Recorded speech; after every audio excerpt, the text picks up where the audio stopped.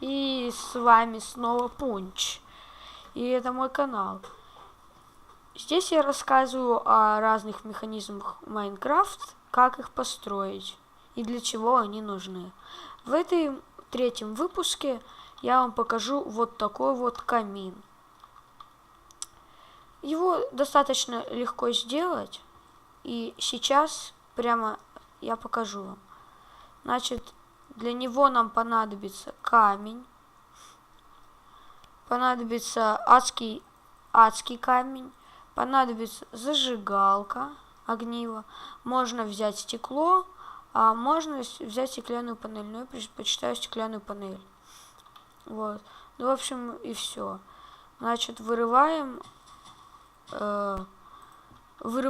такую траншею длиной столько, сколько хотите, чтобы у вас был огонь. Я взял 3 клетки.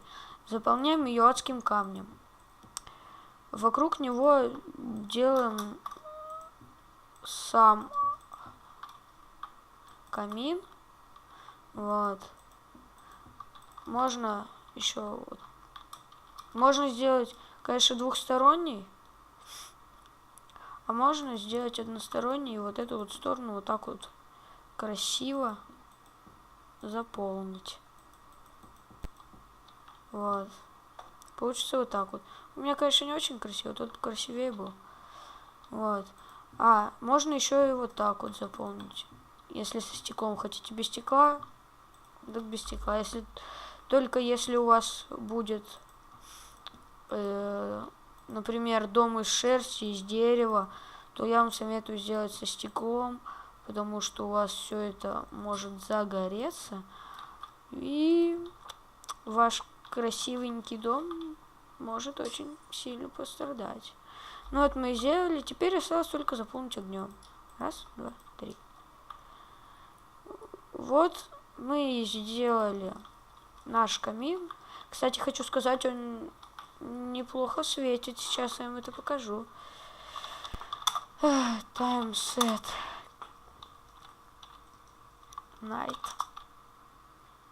Вот, смотрите. Его можно поставить на улицу, а можно дом, если там у вас дома нету фонарей, ламп и так далее. Кстати, в следующем выпуске я расскажу, как сделать красивую лампу в вашем доме. Вот. Ну вот солнце и село.